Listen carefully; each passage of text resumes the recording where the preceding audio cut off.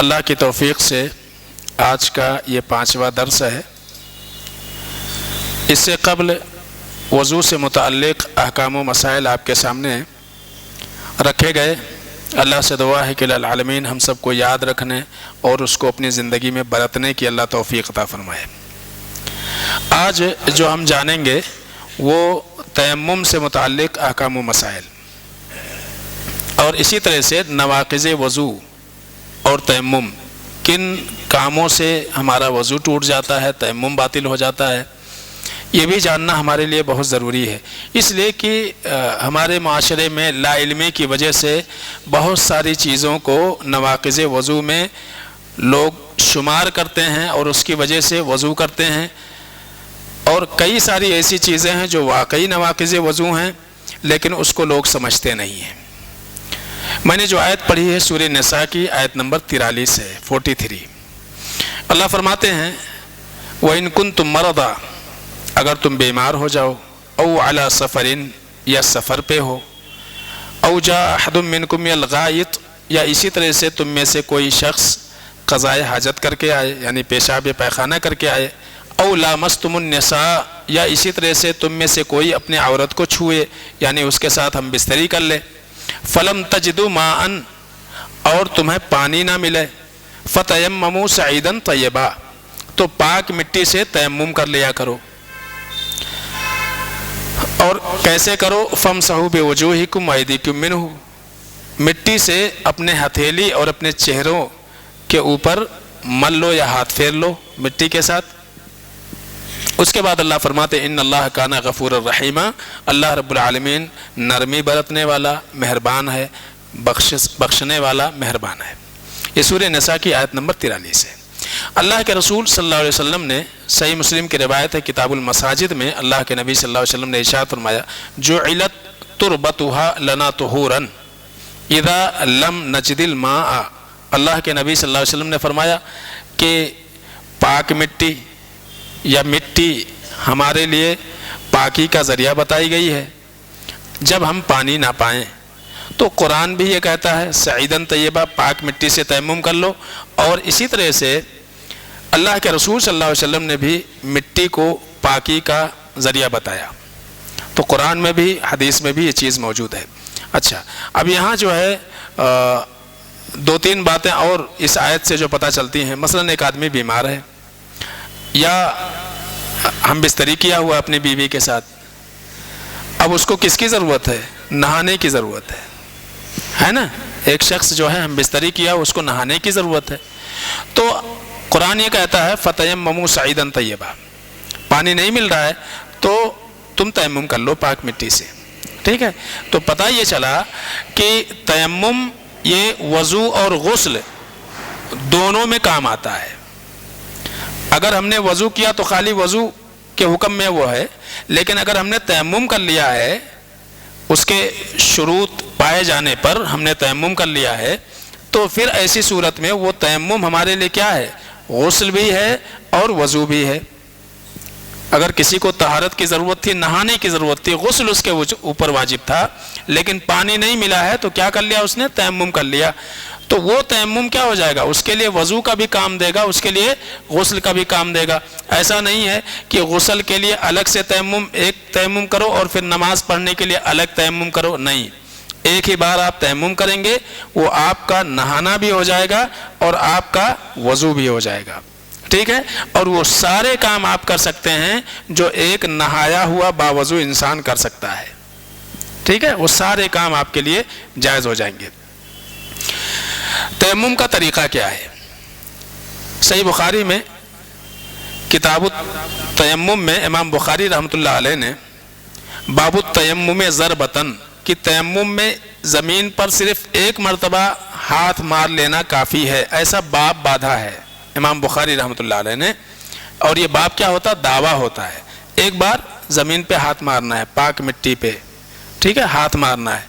تو وہاں جو ہے اس روایت کو ذکر کیا ہے، حضرت عمار بن یاسر رضی اللہ تعالیٰ عنہ راوی ہیں، وہ کہتے ہیں کہ اللہ کے رسول صلی اللہ علیہ وسلم نے مجھے کسی کام سے بھیجا کہیں باہر، اور ہم جاتے وقت یا واپسی میں جنوبی ہو گئے، خواب دیکھا، احتلام ہو گیا، ناپاک ہو گئے. تو میں نے کیا کیا، مجھے معلوم نہیں تھا تیمم کیسے کیا جاتا ہے. فتمرغت فی الصعید، کہتے ہیں کہ میں مٹی میں لوٹ لیا، مٹی میں نے لوٹ لیا. اتنا معلوم تھا کہ پاک مٹی سے تیمم کرنا ہے، لیکن کیسے کرنا ہے طریقہ نہیں معلوم تھا. تو میں نے کیا کیا، مٹی میں لوٹ لیا میں. ٹھیک ہے، کیسے؟ کہتے ہیں کہ کما تمرغ الدابۃ، جیسے کہ جانور لوٹتا پوٹتا ہے. کبھی پتہ نہیں آپ لوگوں نے گدھا دیکھیں کہ نہیں، کھانے کے بعد جو نا اس کو لوٹنے کی ضرورت پڑتی ہے.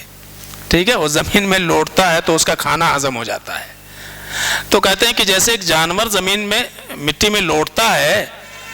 بھینس دیکھیں، بھینس جو ہے اس کا معاملہ یہ، اس کو پانی بھی چاہیے کھانا کھانے کے بعد، اور پانی میں جب وہ جاتی ہے نا تو لوٹتے ہیں بھینس اور بھینسا دونوں. تو کہتے ہیں کہ جیسے جانور لوٹتا ہے نا، ایسے میں نے لوٹ لیا زمین میں. اور اس کے بعد پھر کیا کیا، پھر میں نے نماز پڑھ لیا.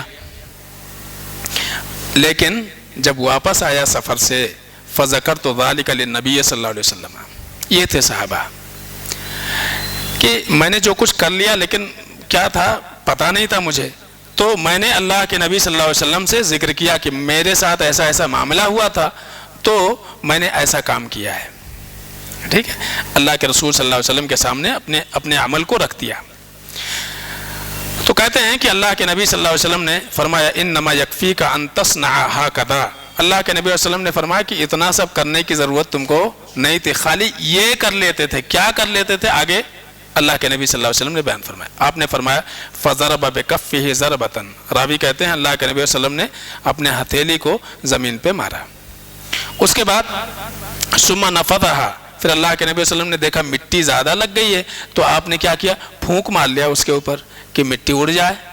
نہیں تو ایسا ہے کہ پاؤڈر کی طرح سے آپ مٹی لگا کے آ جائیں گے، تو ایسا نہیں ہے.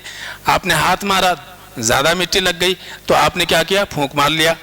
ثم مسح بها ظهر كفه بشمالی، یہ الٹے ہاتھ سے آپ نے کیا کیا، ہتھیلی کے اوپر کیا کر لیا، مسح کر لیا. ٹھیک ہے، اور پھر یہ ہاتھ سے یہ ہاتھ کے اوپر مسح کر لیا. اتنا کرنا ہے. کیا کرنا ہے؟ اوپر کا حصہ مسح کر لینا ہے. ٹھیک ہے نا. پھر اس کے بعد ثم مسح بہما وجہو، پھر دونوں ہتھیلی سے اللہ کے نبی صلی اللہ علیہ وسلم نے اپنے چہرے کے اوپر مسح کر لیا. بس یہی ہے تیمم کا طریقہ جو امام بخاری رحمۃ اللہ علیہ نے بیان کیا کہ کیا کرنا ہے.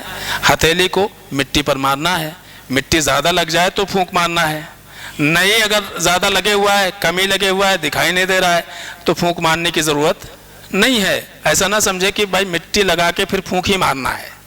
کیا مٹی زیادہ لگی تو پھونکے اللہ کے نبی صلی اللہ علیہ وسلم. ٹھیک ہے، پھر کیا کرنا ہے، صرف ہتھیلی کے اوپر ایک بار، 3 بار نہیں، کتنے بار، ایک بار. ٹھیک ہے نا. ایسا نہیں کہ وضو میں 3 بار دھلتے تو 3 بار مسلتے رہو آپ اس کو.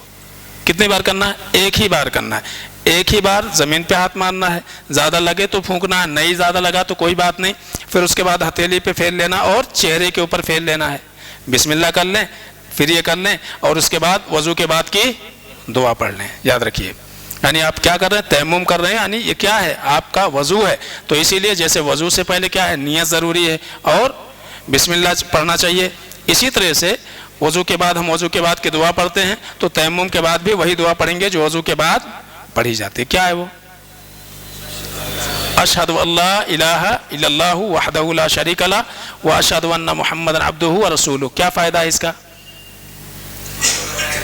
جنت کے 8 دروازے کھول دیے جاتے ہیں. ٹھیک ہے، ہاں، جنت کے 8 دروازے کھول دیے جاتے ہیں. تو یہ ہو گیا تیمم، کہ یہ تیمم کا طریقہ ہے. یہ ہمارا وضو بھی ہے اور کیا ہے، غسل بھی ہے. ٹھیک ہے. کب؟ جب پانی نہ ملے تب. جب پانی نہ ملے تب. میں یہ کہوں کہ جب پانی کے استعمال کرنے میں کیا ہو، رکاوٹ ہو، کوئی چیز، پانی کے استعمال کرنے سے کوئی چیز رکاوٹ بن جائے، ٹھیک ہے، تو آپ تیمم کر سکتے ہیں. رکاوٹ میں کیا ہے، پانی نہ ملنا بھی ایک رکاوٹ ہے. اور اسی طرح سے پانی ہے لیکن آپ پانی استعمال نہیں کر سکتے ہیں. پانی استعمال بہت کم ہے. پانی اگر آپ استعمال کر لیے تو آپ کو کھانا بنانا ہے، آپ کے لیے وہ پانی کافی نہیں ہوگا، اور آپ کو پیاس لگی، وہی پانی آپ کو پینا ہے، پیاس بھی بجھانی ہے، تو ایسے وقت میں کیا کرنا ہے؟ امام بخاری رحمۃ اللہ علیہ نے کتاب التیمم میں ایک باب باندھا ہے، باب اذا خاف الجنب علی نفسه المرضا، کہ ایک جنوبی انسان جو ناپاک ہے، جس نے ہم بستری کر لیا یا اس کو احتلام ہو گیا، خواب واب دیکھا اور ناپاک ہو گیا، اب نہائے گا تو کیا ہو جائے گا؟ بیمار پڑ جائے گا۔ اذا خاف الجنب المرضا علی نفسه المرض، کہ ایک ناپاک انسان بیماری کا اس کو ڈر ہے، کیوں؟ نہا لیا تو بیمار پڑ جائے گا، ٹھیک ہے؟ یا بیمار ہے آدمی، نہا لیا تو اس کی بیماری اور بڑھ جائے گی، ایک بات۔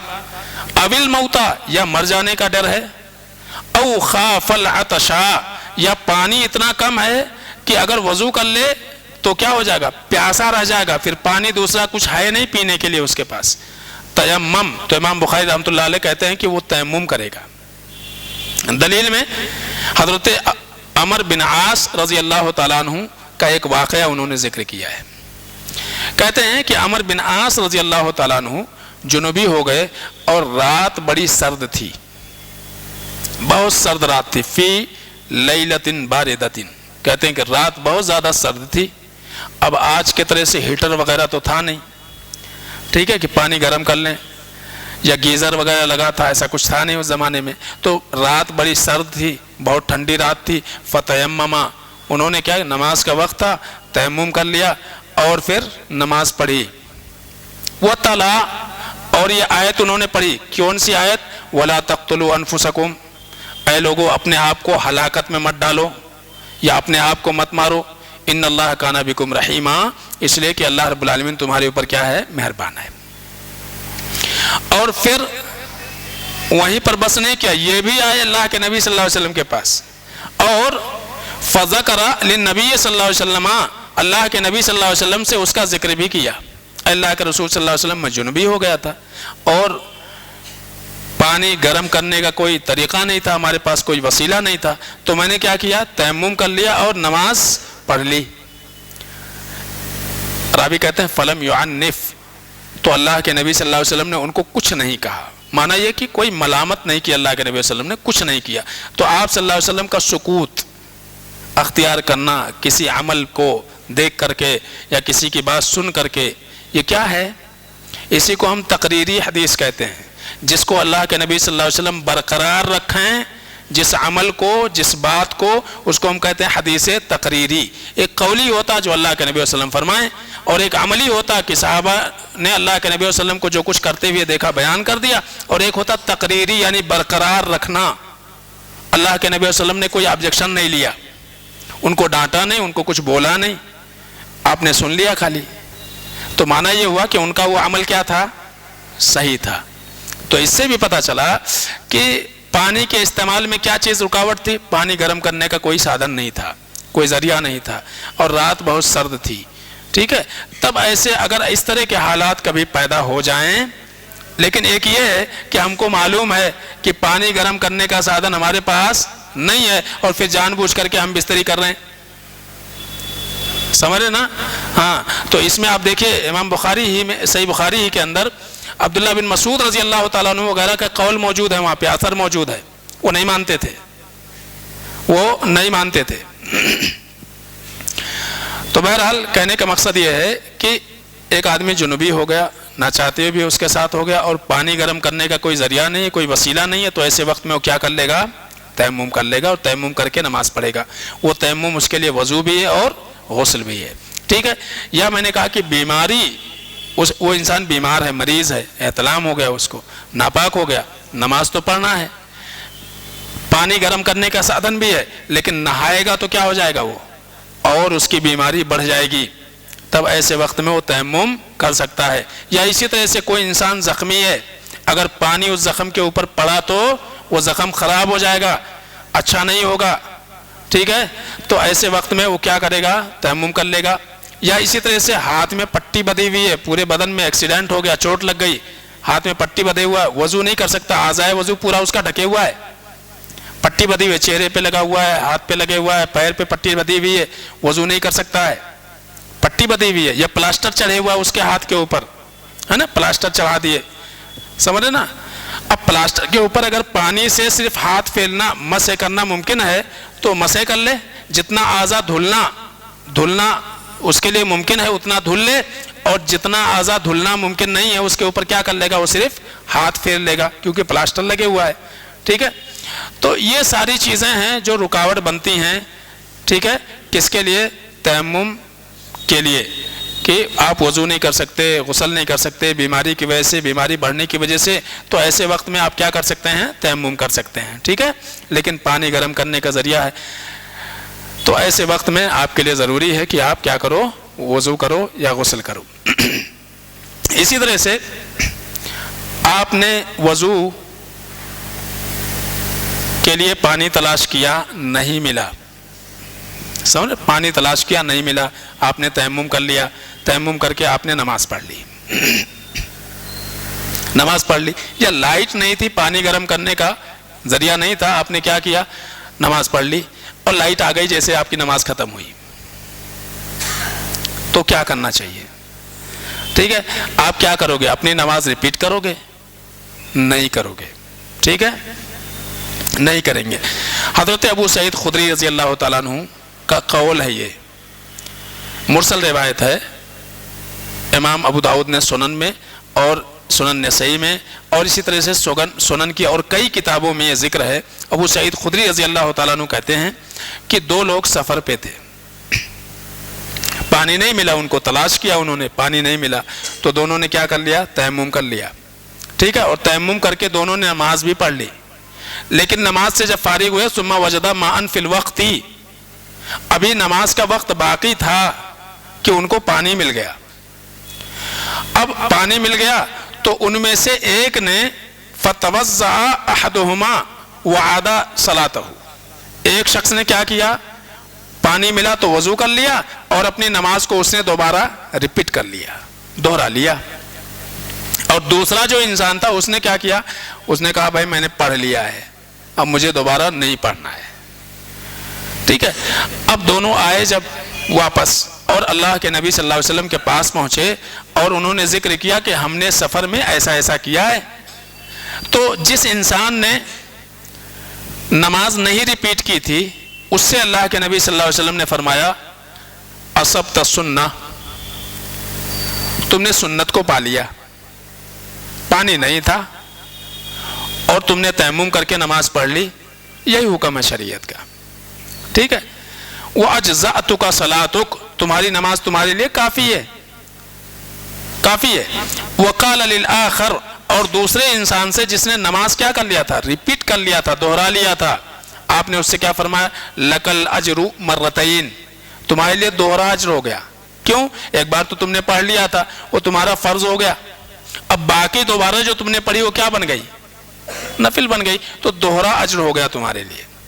तो पता ये चला कि अगर कभी आपने तयम्मुम से नमाज पढ़ लिया हुआ है और वो रुकावट ख़त्म हो गई जिसकी वजह से आपने तयम्मुम किया था, जिसकी वजह से आपने तयम्मुम किया था, वो रुकावट ख़त्म हो गई, तो आपको अपनी नमाज रिपीट करने की ज़रूरत नहीं है, आपकी नमाज हो जाती है, ठीक है ना, आपकी नमाज हो जाती है। अब आइए और कुछ बाकी है इसमें तयम्मुम के ताल्लुक से। तयम्मुम समझ में आ गया कैसे करना है, ठीक है, वजूहात समझ में आ गए, असबाब समझ में आ गए।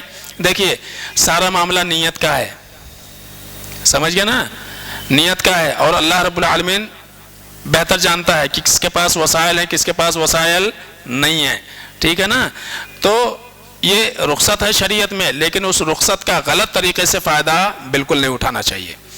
अब आइए देखते हैं नवाक़िज़े वज़ू, यानी कुछ काम ऐसे हैं कि जिससे क्या हो जाता है, वज़ू हमारा टूट जाता है, तयम्मुम भी टूट जाता, वज़ू भी टूट जाता, ठीक है। क्या चीज़ है, पहली चीज़ याद रखिए, पहली चीज़ क्या है, अगले पिछले शर्मगाह से कुछ निकलना, वो खून निकले, पेशाब पैखाना निकले, इससे क्या हो जाएगा, वज़ू टूट जाएगा। इससे गुस्ल वाजिब नहीं होगा सिवाय हैज़ के या निफास के खून के, लेकिन पेशाब पैखाना के निकलने से, मनी के निकलने से, मज़ी के निकलने से क्या हो जाएगा, वज़ू हमारा ٹوٹ جائے گا۔ منی تو سمجھتے ہوں گے، مزی کیا ہے؟ مزی ہے کہ ہم اگر کچھ سوچ رہے ہیں شہوت کی باتیں، سمجھ رہے نا، اور اس سے شرمگاہ سے خارج ہو جاتی ہے پانی، تو اس کو مزی کہا جاتا ہے، جو منی سے تھوڑا سا مختلف ہوتا ہے، ٹھیک ہے۔ تو پہلی چیز، آپ کے شرمگاہ سے نکلے کوئی چیز، اب اس میں کیا ہے؟ پیشاب پیخانہ کا بھی نکلنا ہے، میں نے کہا منی اور مزی کا نکلنا ہے، اور اسی طرح سے عورتوں کے حیض کا آنا ہے، نفاس کا آنا ہے، نفاس کا خون، حیض کا نفاس مطلب بچے کی پیدائش کے بعد جو خون آتا وہ نفاس کا ہے، اور اسی طرح سے حیض کا خون جو ہر مہینے عورت کو فطری طور سے آتا ہے، وہ خون آ جائے تو اس سے وضو تو باطل ہی ہوگا، کیونکہ غسل لازم آ جاتا، وہاں نماز چھوڑ دے گی عورت۔ اسی طرح سے ہوا خارج ہونا، کیا خارج ہونا؟ ہوا خارج ہونا، ٹھیک ہے۔ اب عورت کے اگلے شرمگاہ سے اگر ہوا نکلتی ہے تو وہ ہوا نہیں ہے، ٹھیک ہے، اس سے وضو باطل نہیں ہوتا۔ وہ کبھی ہو سکتا ہے کہ پیٹ میں کچھ ہوا ہو گئی ہو جو آگے سے نکل جائے، اس سے وضو باطل نہیں ہوتا، ٹھیک ہے۔ لیکن پچھلے شرمگاہ سے اگر ہوا خارج ہوتا ہے تو پھر وضو باطل ہو جائے گا، ٹھیک ہے۔ تو ہوا کے خارج ہونے، تو اگلے پچھلے شرمگاہ سے کچھ نکلتا ہے، چاہے وہ خون ہو، پیشاب ہو، پیخانہ ہو، یا اسی طرح سے پچھلے شرمگاہ سے ہوا کا خارج ہونا ہو یا نکلتا ہے، تو اس سے وضو ٹوٹ جائے گا، ٹھیک ہے نا۔ لیکن شک کی بنیاد پر وہ نہیں ٹوٹے گا۔ بعض لوگ نماز کے لیے کھڑے ہو جاتے ہیں، ان کو شک ہوتا کہ میرا وضو باقی ہے یا ٹوٹ گیا، ٹھیک ہے۔ یاد رکھیے وضو کیا ہے؟ ایک یقینی عمل ہے، اور ایک یقینی عمل کے باطل ہونے کے لیے یقینی چیز ہونا چاہیے، وہ شک سے باطل نہیں ہوتا ہے۔ اسی لیے اللہ کے نبی صلی اللہ علیہ وسلم نے فرمایا لا ینصرفا، کوئی بھی انسان اپنی نماز نہ توڑے صرف شک کی بنیاد پر، حتی یسمع صوتا او یجد ریحا، یہاں تک کہ آواز سن لے کہ ہاں واقعی ہوا خارج ہوئی ہے، آواز سن لیا تو پتہ ہو گیا، یقین ہو گیا کہ بھئی ہمارا وضو باقی نہیں ہے۔ او یجد ریحا، یا اسی طرح سے بو محسوس کر لے، بو محسوس کر لیا، تب جا کر کے وہ اپنی نماز توڑے گا اور جا کر کے وضو کرے گا، ٹھیک ہے۔ ایک چیز ہو گئی۔ دوسری چیز ہے بے ہوش ہو جائے انسان، کیا ہو جائے؟ بے ہوش ہو جائے، بے ہوش ہو جائے تب بھی کیا ہو جائے گا؟ اس کا وضو ٹوٹ جائے گا، اس کا وضو باطل ہو جائے گا، ٹوٹ جائے گا۔ کیوں ہو جائے گا؟ کیونکہ انسان ہوش و حواس میں نہیں ہے، ہوش و حواس میں نہیں ہے، ٹھیک ہے۔ تو پتہ نہیں اس کا ہوا خارج ہوا یا نہیں خارج ہوا، اس کو پتہ ہی نہیں ہے، اس لیے کیا ہے؟ اس کو وضو کرنا چاہیے، ٹھیک ہے، وضو کرنا چاہیے۔ اب دیکھیے اللہ کے نبی صلی اللہ علیہ وسلم کے مرض الموت کا واقعہ شاید کئی بار سنے ہوں گے کہ آپ صلی اللہ علیہ وسلم بے ہوش ہو رہے تھے، بار بار عشاء کا وقت تھا، اللہ کے نبی صلی اللہ علیہ وسلم بول چکے تھے حضرت ابو بکر کو کہ لوگوں کو نماز پڑھائیں، آپ پر بار بار بے ہوشی طاری ہو رہی تھی اللہ کے نبی صلی اللہ علیہ وسلم پر۔ تو بے ہوشی یہ کیا ہے؟ ناقض وضو ہے۔ کوئی انسان بے ہوش ہو جائے اس لیے کہ اس میں ہوش نہیں ہوتا ہے کہ وضو باقی ہے یا باقی نہیں ہے، ٹھیک ہے۔ اسی طرح سے گہری نیند، کیا ہے؟ گہری نیند، وہ گہری نیند کھڑے کھڑے آدمی پوری کرے، بیٹھے بیٹھے کرے، ٹیک لگا کے کرے، گہری نیند سے وضو ٹوٹے گا۔ بعض لوگ کہتے ہیں کہ ٹیک لگا کے سوئے تو وضو نہیں ٹوٹتا، ٹھیک ہے، کھڑے کھڑے بھی سوئے گا اور وہ گہری نیند ہوگی۔ بعض لوگ کھڑے کھڑے سو لیتے ہیں، ٹھیک ہے، تو کھڑے کھڑے، میں نے کہا گہری نیند، ہلکی نیند نہیں، گہری نیند جس میں آدمی کو پتہ نہ ہو کہ اس کے ساتھ کیا ہوا، ٹھیک ہے، کچھ وقت کے لیے اس کو احساس ہی نہ رہے، ٹھیک ہے، وہ گہری نیند۔ اور ایک ہوتا جھپکی لینا، ایک ہوتا جھپکی لینا، تو جھپکی لینے سے وضو نہیں ٹوٹتا الا کہ وہ چیزیں آپ محسوس کر لو، ٹھیک ہے۔ اللہ کے نبی صلی اللہ علیہ وسلم کے زمانے میں صحابہ کے تعلق سے یہ آتا ہے کہ ان الصحابہ كانوا ينتظرون العشاء على عهد رسول اللہ صلی اللہ علیہ وسلم، صحابہ اللہ کے نبی صلی اللہ علیہ وسلم کے زمانے میں عشاء کے انتظار میں بیٹھے رہتے تھے، اور راوی کہتے ہیں کہ حتی تخفق رؤوسهم، یہاں تک کہ جھپکی کی وجہ سے کبھی کبھی کیا آدمی سوتا نا، بیدار ہو گیا، تھوڑا سا گرنے لگا کہ اڑ گیا، تو جھپکی لینے کی وجہ سے ان کے سر جو ہے ہلتے رہتے تھے، ٹھیک ہے، جھپکی آ جاتی تھی انتظار کرتے کرتے اللہ کے نبی صلی اللہ علیہ وسلم کا۔ ثم يصلون ولا يتوضؤون، پھر اللہ کے نبی صلی اللہ علیہ وسلم آتے تھے، نماز پڑھاتے تھے، صحابہ وضو نہیں کرتے تھے۔ تو اس لیے میں نے کہا گہری نیند، वो गहरी नींद आप बैठे बैठे सो जाओ, हाँ, पालती मार के बैठे हो सो जाओ, टेक लगा के बैठे हो सो जाओ, गहरी नींद, खड़े खड़े हैं सो गए आप, हाँ? तो ये क्या हो जाएगा, इससे आपका वजू टूट जाएगा। लेकिन हल्की नींद जिसमें आपको सिर्फ झपकी आ रही है, इससे वजू बातिल नहीं होता है।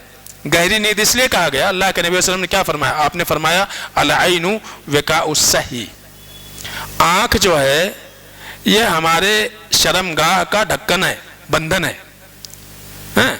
वेका कहते हैं उस धागे को जिससे हम मशकेजा बांधा जाता था, उसको वेका कहा जाता था। यानी कोई चीज जिससे आप बांध दें, ठीक है, या हम बोतल बंद करते हैं तो क्या लगाते हैं, उसके ऊपर ढक्कन लगाते हैं, ठीक है। तो अल्लाह के नबी ने क्या फरमाया, आंख जो है ये शर्मगाह का क्या है, ढक्कन है, हाँ? ढक्कन है। ये जब तक खुली है तब तक आदमी को एहसास है, ये बंद हो गई तो पता नहीं चलेगा, यानी गोया कि ढक्कन खुल गया, कुछ भी हो सकता है, ठीक है ना। तो आपने फरमाया फैजा नामतिल आइनान इस्ततलकल विका, अल्लाह के नबी फरमाते हैं कि जब आंखें सो जाती हैं तो फिर ढक्कन खुल जाता है या बंधन खुल जाता है। माना यह है कि गहरी नींद जब हो जाएगी इंसान के लिए तो मुमकिन है कि उसका वजू टूट जाए, ठीक है। तो गहरी वजू की वजह से जो है, गहरी नींद की वजह से क्या हो जाएगा, वजू टूट जाता है, ठीक है। तो कितनी चीज हो गई, एक तो अगले पिछले शर्मगाह से कोई चीज खारिज हो, ठीक है। दूसरी चीज क्या हो गई कि गहरी नींद, हाँ। तीसरी चीज क्या हो गई, बेहोशी, ठीक है। अब एक चीज और है, वो है ऊंट का गोश्त खाना। बाकी आप बकरी खा रहे, बकरा खा रहे, मुर्गी खा रहे, मुर्गा खा रहे, कुछ फर्क नहीं है, ठीक है, हाँ। लेकिन यह है कि ऊंट का गोश्त खाने से वदू करना है। हज़रत जाबिर बिन समुरा रज़ी अल्लाह ताला अन्हु कहते हैं कि एक सहाबा अल्लाह के नबी वसल्लम के पास आपसे पूछा, सही मुस्लिम की रवायत है, आपने पूछा अनतवद्दउ मिन लुहीमिल इब्ल, अल्लाह के नबी वसल्लम अभी मैंने ऊंट का गोश्त खाया हुआ है तो क्या मैं वजू कर लूँ? आपने कहा कि हाँ, ठीक है। तो ऊंट का गोश्त खाने से वजू टूट जाता है, वजू कर लेना चाहिए। इसी तरह से शर्मगाह को हाथ लगाने से बगैर कपड़े के, ठीक है ना, यानी आप वजू करके आए, अगर खुजला रहा है किसी मुकाम पर, कपड़े के ऊपर से आपने खुजला लिया, कोई हर्ज नहीं है, लेकिन कपड़े के अंदर हाथ डाल के खुजला रहे हैं, उससे क्या हो जाएगा, आपका वजू टूट जाएगा, ठीक है। तो जब आपका हाथ बगैर कपड़े के, बगैर किसी हायल चीज के आपका हाथ आपके शर्मगाह पे लगेगा तो आपका वजू टूट जाएगा, ठीक है ना। इसको याद रखिए, इससे क्या हो जाता है, वजू आपका बातिल हो जाता है, टूट जाता है। अल्लाह के नबी सल्लल्लाहु अलैहि वसल्लम ने फरमाया, ये इमाम तबरानी ने मोजम अल-औसत में इस रिवायत को जिक्र किया, रावी हज़रत अबू हुरैरा रज़ी अल्लाह ताला अन्हु कहते हैं, अल्लाह के नबी वसल्लम इदा अफ़दा अहदुकुम बियदिही इला फर्जी, एक इंसान अगर अपने हाथ से अपने शर्मगाह को छूता है, लैसा दूनहा हिजाबुन वला सतरुन, उसके हाथ उसके शर्मगाह के दरमियान कोई रुकावट नहीं है, कोई कपड़ा नहीं है, कोई पर्दा नहीं है, कोई आड़ नहीं है, फ़क़द वजब अलैहिल वज़ू, तो उसके ऊपर वज़ू वाजिब हो जाता है, ठीक है ना। तो बगैर किसी कपड़े के आप ऐसे ही शर्मगाह को हाथ लगाएंगे वज़ू करने के बाद तो आपका वज़ू टूट जाएगा, इसको याद रखिए, ठीक है ना, हाँ। तो इससे जो है वज़ू टूट जाता है। इसी तरह से एक चीज़ ये है कि मज़ी निकलने से, जैसे मैंने जिक्र किया, मज़ी निकलने से, ये मनी के अलावा है। सहल बिन हनीफ रज़ी अल्लाह ताला अन्हु ये कहते हैं कि मैं मज़ी की वजह से बहुत ज़्यादा परेशान था, बहुत ज़्यादा परेशान था, और अक्सर व बेशतर क्या होता था, मैं जब मज़ी निकल जाती तो मैं जाके गुस्ल करता था, नहा के परेशान था मैं, हाँ, नहा के मैं परेशान था। फ़कुन तो अक्सर मिनहुल गुस्ल, कहते हैं कि अक्सर व बेशतर मुझे नहाना पड़ता था। फ़ज़कर तो दालिका रसूलुल्लाह सल्लल्लाहु अलैहि वसल्लम, तो मैंने अपनी यह हालत अल्लाह के नबी सल्लल्लाहु अलैहि वसल्लम के सामने बयान की। वह सअलतुहु अन्हु, और आप सल्लल्लाहु अलैहि वसल्लम से इस कैफियत के बारे में पूछा कि हमको क्या करना चाहिए, बार बार नहा के थक गया मैं। तो अल्लाह के नबी वसल्लम ने फरमाया, इन्नमा युज्ज़िउका मिन ज़ालिकल वज़ू, कहा तुम्हारे लिए क्या है, वज़ू कर लेना काफ़ी है, तुम्हारे लिए क्या करना है, वज़ू कर लेना काफ़ी है। जाके आप शर्मगाह धुल लीजिए और उसके बाद जो है वज़ू कर लीजिए। तो पता ये चला कि मज़ी का निकलना क्या है, नाक़िज़े वज़ू है, ठीक है ना। यकफ़ी की अन तअख़ुज़ کفم من مائن، آپ صلی اللہ علیہ وسلم نے فرمایا تمہارے لیے کافی بہ ثوبک، اپنے کپڑے کے اوپر جو ہے چھینٹا مار لو، حیث تری انہ اصاب منہ، جہاں آپ کو لگے کہ یہاں جو ہے مزی کپڑے میں لگ گئی ہوگی، ٹھیک ہے، تو چھینٹے مار لے۔ اس سے پہلے بھی ذکر آیا تھا کہ اگر کوئی شخص وسوسے کا شکار رہتا ہے، ٹھیک ہے، پیشاب کر کے آیا، وضو کر لیا، اب اس کو لگ رہا ہے یار پیشاب کا قطرہ تو نہیں نکل گیا، ٹھیک ہے، جو شک طری محسوس کرے، شک کا شکار ہو، اس کے لیے ضروری کیا ہے؟ وضو کرنے کے بعد اپنے شرمگاہ کے اوپر چھینٹے مار لینا چاہیے، ٹھیک ہے۔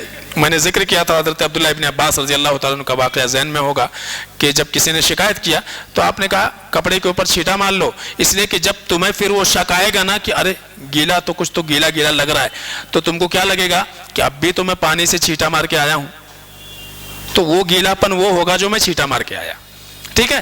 تو مزی نکلنے سے کیا ہو جاتا ہے؟ وضو ٹوٹ جاتا ہے، غسل واجب نہیں ہوتا، یاد رکھیے، ٹھیک ہے نا، غسل واجب نہیں ہوتا۔ اسی طرح سے بعض لوگ یہ سمجھتے ہیں کہ کوئی آدمی ہنس دے یا زیادہ زور سے کھلکھلا کے ہنسے تو وضو ٹوٹ جاتا، ایسا بالکل نہیں ہے، بس نواقض وضو یہی چیزیں ہیں۔ اب اس میں ایک چیز اور جوڑ لیں کہ آپ نے تیمم کیا ہوا ہے تو یہی ساری چیزیں اس میں بھی رہیں گی نواقض میں، ٹھیک ہے نا، تیمم میں ہی سے بس ایک چیز اور جڑے گی اس میں، کیا؟ پانی مل جائے تو آپ کا تیمم ٹوٹ جاتا ہے، پانی مل جائے گا تو تیمم ٹوٹ جائے گا، ٹھیک ہے نا۔ تو ہنسنے سے، وضو کر کے ہنس رہے ہیں زور زور سے، تو اس سے آپ کا وضو نہیں ٹوٹے گا۔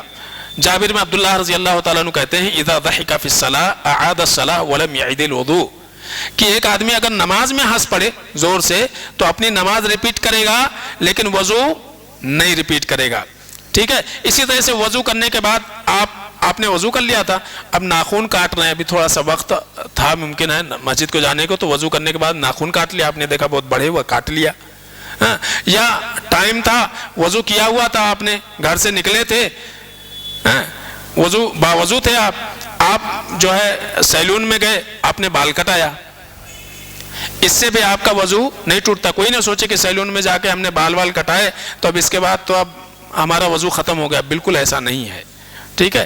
بال کٹانے سے، ناخن کٹانے سے آپ کا وضو باطل نہیں ہوتا ہے، ٹھیک ہے۔ ہاں، حضرت ابو ہریرہ رضی اللہ تعالیٰ عنہ فرماتے لا وضوء الا من حدث، وضو جو ہے لاحق ہوگا کب؟ جب انسان کا پیشاب یا پیخانہ نکل جائے یا ہوا خارج ہو جائے۔ اور اسی طرح سے بعض لوگ یہ سمجھتے ہیں کہ خون نکلنے سے وضو ٹوٹ جاتا ہے۔ میں نے کہا کہ اگلے پچھلے شرمگاہ کے علاوہ بدن کے اور حصے سے خون اگر نکل جاتا ہے تو اس سے وضو نہیں ٹوٹتا ہے۔ بعض لوگ سوچتے ہیں، کہتے ہیں کہ نکسیر پھوٹ گئی، دانت کھود رہے تھے خون آ گیا، ٹھیک ہے، یا کسی وجہ سے پائریا ہو جاتا ہے تو اس میں بھی خون دانتوں سے رستے رہتا ہے، تو اس کی وجہ سے یاد رکھیے وضو بالکل نہیں ٹوٹتا ہے، ٹھیک ہے۔ حضرت جابر رضی اللہ تعالیٰ عنہ ذکر کر رہے ہیں، غزوہ ذات الرقاع کی بات کر رہے ہیں، کہتے ہیں کہ ایک انسان کو تیر لگا، ٹھیک ہے، اور جب تیر لگا تو اور تیر نکالا گیا تو خون جو ہے بالکل فواری کی طرح سے بہہ نکلا، فرکع و سجدہ، وہ انسان نماز پڑھ رہا تھا، وہ نماز پڑھ رہے تھے، آپ نے رکوع بھی کیا، سجدے بھی کیا، وہ مضى فی صلاتی، اور اپنے نماز کو مکمل کیا، ٹھیک ہے۔ تو خون نکلنے سے بدن کے کسی بھی حصے میں سوائے اگلے پچھلے شرمگاہ کے، اس سے وضو بالکل نہیں ٹوٹتا ہے، ٹھیک ہے۔ حسن بصری رحمۃ اللہ علیہ کہتے ہیں ما ظل المسلمون یصلون فی جراحاتہم، کہ ہم نے یہ دیکھا ہے مسلمانوں کو، صحابہ کو، اور اس سے پہلے تابعین، تبع تابعین، وہ جو دور ان کا گزرا ہے، کہ وہ زخمی ہونے کے باوجود بھی اپنی نماز پڑھتے تھے۔ اب زخمی ہے، خون رس رہا، تیر تلوار سے تو لڑائی ہوتی تھی، تو کہاں تک بچائیں گے زخم سے۔ اسی طرح سے حضرت عبداللہ ابن عمر رضی اللہ تعالیٰ عنہ کے بارے میں امام بخاری رحمۃ اللہ علیہ نے لکھا ہے، کہتے ہیں کہ وہ یعثرہ فخرج منہ الدم، کہتے ہیں کہ ان کو ایک پھوڑا ہوا تھا، وضو کر لیا انہوں نے، پھوڑا ہوا تھا، انہوں نے اس کو دبا دیا، پھوڑے کو، پھوڑا پھوٹ گیا اور اس سے کیا ہو، خون بہ نکلا، فخرج منہ الدم، تو کہتے ہیں خون بہ نکلا، ولم یتوضا، لیکن انہوں نے نماز کے لیے دوبارہ وضو نہیں کیا۔ اسی طرح سے ابن ابی اوفا کے بارے میں آتا ہے کہ کسی وجہ سے جو ہے ان کو خون آ گیا اور انہوں نے خون تھوکا اور اپنی نماز جاری رکھی، سمجھ رہے نا۔ تو پتہ یہ چلا کہ خون نکلنے سے، اگلے پچھلے شرمگاہ کے علاوہ کسی اور مقام سے خون نکلنے سے وضو نہیں ٹوٹتا ہے، ٹھیک ہے. اسی طرح سے ایک چیز یہ ہے کہ عورت کو، یعنی آپ وضو کر کے نکلے، بیوی کو آپ نے چھو لیا، یا چھو لینے سے کسی عورت کے آپ وہاں سے نکلے، مان لو بہت زیادہ بھیڑ ہے مسجد تک آنے میں، آپ کا بدن کسی غیر محرم کے ساتھ ٹچ ہوا، لوگ سمجھتے ہیں اس سے بھی وضو ٹوٹ جاتا ہے. سمجھ رہے نا؟ دیکھیے بد نظری الگ چیز ہے کہ آپ وضو کر کے نکلے اور آپ جو ہے غیر محرموں کو دیکھتے ہوئے آ رہے ہیں، یہ بد نظری کا آپ کو گناہ ملے گا، لیکن اس سے آپ کا وضو ٹوٹ گیا، ایسا بالکل نہیں ہے. یہ نواقض وضو میں نہیں ہے. ٹھیک ہے. بعض لوگ سوچتے ہیں وہاں سے یہاں تک تو آیا ہو اور دیکھتے ہوئے آیا، پتہ نہیں وضو ہمارا باقی ہے کہ باقی نہیں ہے. ایسا نہیں ہے. یہ بد نظری کا گناہ الگ ہو گیا، لیکن وہ چیز کیا ہے؟ نواقض وضو بالکل نہیں ہے. یاد رکھیے. تو نواقض وضو یہی چیزیں ہیں کہ اگلے پچھلے شرمگاہ سے کچھ چیز نکل جائے، ہوا نکل جائے، خون نکل جائے، پیشاب پیخانہ نکل جائے، ٹھیک ہے، مزی نکل جائے، منی نکل جائے جس سے غسل واجب ہوتا ہے، یا اسی طرح سے انسان بے ہوش ہو جائے، یا اسی طرح سے شرمگاہ کو ہاتھ لگائے بغیر کسی کپڑے کے، ٹھیک ہے، تو وضو ٹوٹ جائے گا. اونٹ کا گوشت کھا کے آئے گا تو وضو ٹوٹ جائے گا. گہری نیت سے وضو ٹوٹ جائے گا. یہ چیزیں ہیں نواقض وضو، اس کے علاوہ کچھ نہیں. ٹھیک ہے نا؟ اس کے علاوہ کوئی ایسی چیز نہیں جس سے آپ کا وضو ٹوٹ جائے. تو یہ تھے تیمم کے کچھ احکام و مسائل، اور اسی طرح سے نواقض وضو. اس کے بعد انشاءاللہ اللہ توفیق دے گا تو پھر غسل کے احکام و مسائل یہ آپ کے سامنے رکھے جائیں گے، کیسے نہانا ہے مسنون طریقے پر. ٹھیک ہے. اس کے تعلق سے بھی بہت غلط فہمی ہمارے یہاں پائی جاتی ہے، تو انشاءاللہ اس کے تعلق سے کچھ باتیں آئیں گی. لیکن یہ بھی یاد رکھیے کہ اگلا جو آنے والا اتوار ہے میں سٹی کے باہر رہوں گا، تو اگلا اتوار کو درس نہیں ہو پائے گا. ٹھیک ہے. اگلے اتوار کو درس نہیں ہوگا. انشاءاللہ فروری کا جو اتوار آئے گا پہلا، پھر وہاں سے پھر انشاءاللہ شروع کریں گے. ٹھیک ہے. اللہ سے دعا ہے کہ العالمین ہم سب کو سمجھنے عمل کرنے کی توفیق عطا فرمائے. آمین یا رب العالمین.